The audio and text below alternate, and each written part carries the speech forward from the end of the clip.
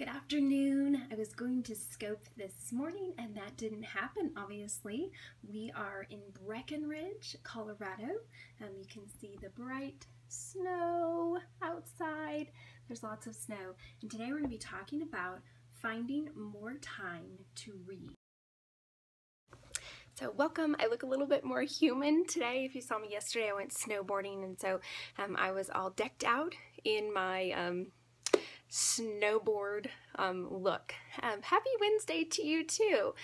So I'm glad to be back to good morning or afternoon, Chris, whatever. It is, I'm on mountain time here in Breckenridge and usually on central time, and I'm so confused as to what time is what, and I'm trying to do the calculations in my head, and it's throwing me all off. Well, let me tell you, yes, I did snowboard, but I don't know if you could call it snowboard. I attempted to snowboard. If you go to my Instagram account, I'm the MoneySavingMom on Instagram. Hi, Joy. And I posted a video of what most of yesterday looked like, and it was so much falling down. I even have a bruise on my nose this morning. I woke up with a bruise on my nose. I mean, how do you do that? Well, that's called you faceplant in the snow. So it was quite an adventure. Yes, a nose bruise, but I attempted it, and I'm still alive. So I was like, I better stop. One day is enough before I hurt something really bad. So anyway, welcome. I'm so glad to have you all here. We're going to be talking about my top 2 kind of tips for finding more time to read. And so many people ask, how do I find time to read? I did a post on my blog, MoneySavingMom.com, on my top 10 books from 2015. And in that post, I talked about how I read 74 books in 2015, which is actually fewer than I usually read in a year. But last year, I decided to take it a little bit slower and not push so hard and not set these really audacious goals for reading, and instead just enjoy the books and savor the books more. And so I read 74 books and posted my top 10. If you go to MoneySavingMom.com/scope, there's a link there to my top 10 books if you missed that post. So anyway, So I posted this, and then so many people said, oh my goodness, well, how on earth did you find time to read that many books? And I thought, you know, I've done some posts on this. I've actually done a couple scopes, but I thought it would be good for me to do a refresher on some ways that I find time to read more. So for those of you who are new, my name is Crystal Payne, and I am the founder of MoneySavingMom.com. I'm married to Jesse. We will be married 13 years on Sunday, and we have 3 kids. Catherine is 10, Caitlin is 8, and Silas is 6. We live in the Nashville, Tennessee area, although I kind of feel like we're nomads because we've been traveling so much recently. But guess what? We are going to be home after next week, and I'm so excited to be able to get back to my usual routine. And yes, a winter wedding. We were in Kansas for my brother's wedding, and then we came to Colorado with all of my husband's family, and we are doing our first snow sports kind of trip.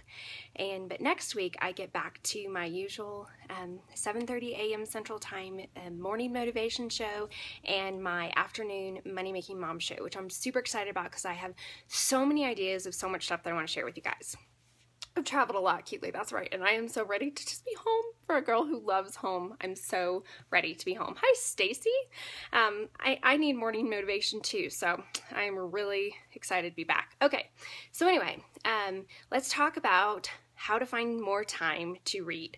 Number 1 is to set goals for your reading. Now, some people, just the word goals kind of freaks people out because they're like, no, I don't want to set goals. That's not who I am. I don't set goals. I'm not a goal setter. But really, if you think about it, if you don't know where you're going, how are you going to know when you get there? And also, I think especially for reading, goals, when you set a goal, that is basically you are saying it's a priority. You are denoting to yourself that you are making this thing a priority. So when you set the goal of reading, whatever that goal is, you're saying, I want to make reading more of a priority. So think about it. How many books would you realistically like to read this year? Is it 10 books? Is it a book a month? Is it 3 books. What is a realistic goal for you? Don't think about anybody else. Don't compare yourself to somebody like Victoria from Snail Pace Transformation. She reads a lot. Don't compare yourself to other people who read a lot. Think about you. A book a week. That's a great, for some people you can do that. For other people, that's way too overwhelming. So what can you do? So set the goal so then you're denoting that it's a priority. And just a couple of ideas of ways to kind of then follow through with that goal. I think it's good to make it a habit. So you decide, okay, this is how many books I want to read this year, and then you make it a habit. So you say, for instance, I am going to read at this certain time. So every single day when I do this certain thing, it is going to remind me that then this is my reading time. So maybe you say, every morning when I get up, I'm going to read a page or 3 pages in a book, or maybe even a chapter. Or every time when I'm on the treadmill, I'm going to read on my phone. I can actually run and read, but if that's a little bit challenging, and don't hurt yourself. But if you're doing like a walk on the treadmill, or you're biking, like on a stationary bike, you can read while doing that as well. Maybe it's that you're going to listen to audiobooks when you are driving in the car to work. Maybe it's that when you wash dishes every day, you're going to put your earbuds in, you're going to listen to an audiobook. So come up with some time during the day that you're going to make it a habit, that you're going to make reading part of your life. For me, it right now is on the weekends. I say every weekend that I'm home, which hasn't been much recently, but every week when I'm home, on Sunday, I try to block out at least 3 to 4 hours to just read. And usually that's a fiction book or some book that is just a really great story that I love. And I have denoted that in my head to say that is blocked off. I can forget about the dishes. I can forget about the laundry. I can just check out and get lost in story. It's really important for me to take time to refresh myself, and reading is something I love. So I've made that as a habit. I've also made it a habit that, and because we've been traveling a lot, and every time when we travel, I bring at least 1 to 2 books with me, and make it a priority to read those books. Either if we're driving, I never drive when we're driving on long trips. My husband always does because he likes to drive. And so while we're driving, if I sit up in the front seat, I can usually not get car sick and I can read. Or also then, it seems like when we're on trips, there's a lot of time when we're just waiting for something, and so pull my book out and read. Or if we're flying, then I'm always reading when we're on the takeoff and the landing, because I can't have my computer out. And sometimes there's no Wi-Fi, so then I'm reading also. So for me, it's making it a habit of those specific times that I know that if I set aside those times in my life currently, the current season of life that I'm in, I will get through quite a few books by doing that. Now, my life's about to change because I've talked about how I've simplified a lot, and I've delegated a lot, and I've deleted a lot, and so my life is going to go back to being a lot quieter. And so then that means that I'm going to come up with different habits to make reading a part of my life. Maybe it's that you read aloud to your kids every night before bed, or that you read to them on the weekends, or that you have a time when your whole family reads. Maybe after dinner you have a book basket with everybody's book in it, and you all sit in the same room and you read for 20 minutes. What will work for your family? Figure out what will work for you and your family, and then make that a priority. So number 1, set goals for your reading, because when you set a goal, you are making it a priority in your life, and you're much more apt to then make the time for it. Yes, as far as the course, you should be getting an email by tonight with all the details of your homework for this week. And when our live session will be next week. So for those of you who are in the goal setting course, look for that email tonight. If you don't get it by tonight, please email in. You can either email Crystal@MoneySavingMom.com, email through our contact form, or MSM@rhinosupport.com, and we will be glad to help you. you're confused about the course right now, I'm sorry. When you get the email, it should all make sense. And if it doesn't, you can reply back to the email and we'll be more than happy to help you. Okay, number 2 is, there's the email address. Joy put it on there. Okay, number 2 is to read books that interest you. Now, a lot of people feel like, well, reading, shouldn't you just be challenging yourself and challenging your mind, and, isn't reading so that you can grow and improve as a person? Yes. But if you're trying to read more and make reading a habit, start with books and subjects and topics that really interest you.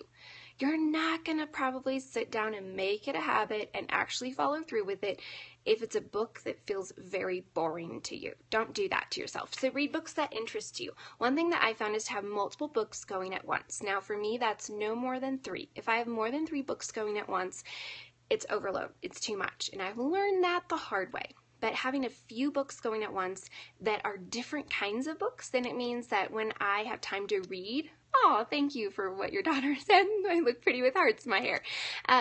If I am reading multiple books, then when I have time to read, then it's like, well, what am I in the mood for? Am I in the mood for fiction or nonfiction? And so I have multiple books to choose from, so I find that I read more by doing that. Now, like some of you are saying, you can only do one book at a time.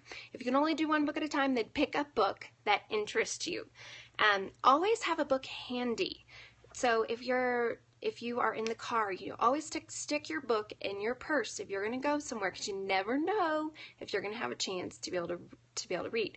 Maybe if you're nursing a baby, make sure that that book is right there, either on your phone or right next to where you usually nurse your baby, so that you can pick it up and read it. Maybe there's some place in your house that you, maybe it's like, I remember when my kids were little and I would always be going outside and watching them play in the backyard. And so I could bring my book out and watch them play because we had a fenced in yard.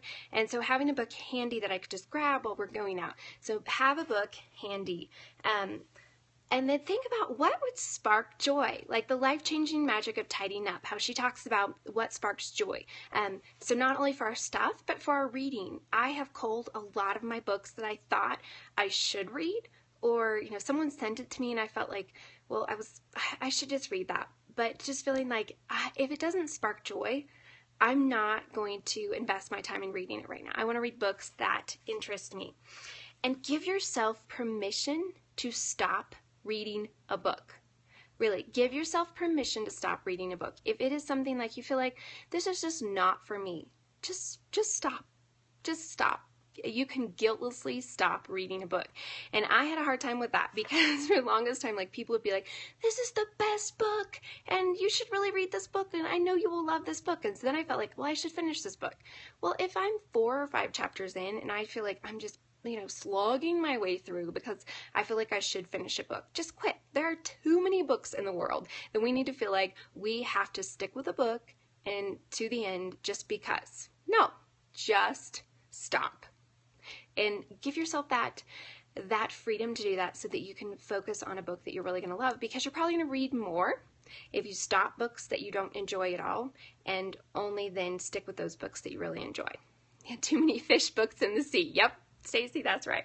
So if you go to MoneySavingMom.com/scope, there is a link there to my top 10 books from 2015, my top 10 favorite books. And also on that post, there is a link to my Pinterest board where I have a link to all the 74 books that I read in 2015 if you're interested. I found that it's really helpful to just track what I'm reading. It kind of motivates me to think, how many books have I read? But it's also fun at the end of the year to then go back and see all the books that I read. So I kind of had forgotten about certain books that I read, but having it all there on a Pinterest board, so that's how I track it. I just have books I read in 2014, books I read in 2015. I'm getting ready to start books I read in 2016, and just having it all there, it's just helpful for me. I know a lot of people love Goodreads. I personally have decided not to start. I think I have an account on there, but I haven't done anything with it just because I felt like I did not need one more type of social media to be involved with, but I know a lot of people really love Goodreads, and you can review your books there, and you can put, I think, a wish list of books you want to read, and you can track all the books that you read. So that might be a great resource, and I think it's just helpful. It's kind of like that accountability to follow through with reading when you're tracking it. And then when someone asks you, what books did you read this year? You can send them the link to wherever you're tracking it so that they can see too. Does anyone here reread books? Chris asked. I rarely reread books, just like I rarely rewatch movies. But every once in a blue moon, I do reread books, especially if maybe I read it years ago and I want to read it again. But it's very rare that I would reread books. But I know some people, they read the same book. Like every year they read 3 books, the same books every single year. I'm just, the only book that I reread is the Bible. I reread that a lot. But other than that, I just rarely do. So anyway, that's what I want to share with you today. And I'm going to be doing a scope tonight at, let's see, what time is it going to be? 7:30 Central Time, if I get my time calculations right. And I'm going to be doing it on my top 2 things to do before bed. I might also be doing a scope on what I learned about Periscope by being off of Periscope, because I learned some kind of insightful things that might encourage you and help you with, if you're trying to build up your Periscope following, that I am going to share. But I'm so excited to next week be back to regular scoping. I have just missed that consistency, and I know that it's been hard for those of you who it's like I'm popping in at all these different times. So thank you so much for your patience with me over the last few weeks, and I'm really excited to get back to a quiet, normal, at-home life. I cannot wait. So anyway, I hope you have a great afternoon, and I will talk to you tonight.